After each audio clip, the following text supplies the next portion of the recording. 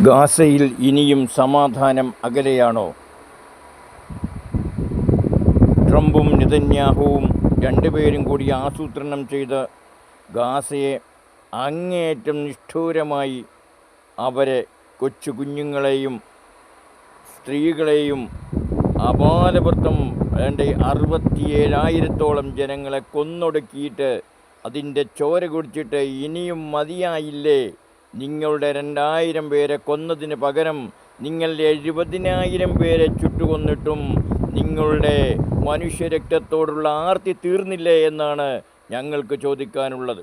ആയതുകൊണ്ട് ഇനിയെങ്കിൽ നിങ്ങൾ ഒന്ന് അഹങ്കാരം മാറ്റിവെച്ച് ജനങ്ങളുടെ ചോര കൂടി അവസാനിപ്പിക്കും.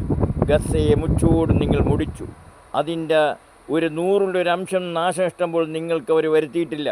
അങ്ങനെയുള്ള അവരെ നിങ്ങൾ തീവ്രവാദികൾ എന്ന് പറഞ്ഞ് അവരുടെ സ്വന്തം രാജ്യത്തിന് വേണ്ടിയാണ് അവർ പൊരുതിയത്. പലസ്തീൻ എന്ന് പറയുന്ന സ്വതന്ത്ര രാഷ്ട്രം വേണമെന്ന് 156ഓളം വരുന്ന രാഷ്ട്രങ്ങൾ ഏകകണ്ഠമായി ഐക്യരാഷ്ട്രസഭയിൽ പറഞ്ഞില്ലേ? ഇതൊക്കെ നിങ്ങൾ കേട്ടതില്ലേ? എന്നിട്ടും എന്തെങ്കിലും പരിഹാരം കൊണ്ടോ? ഇല്ല. ഇനി ഒരിക്കലും നടക്കുകയും ഇല്ല.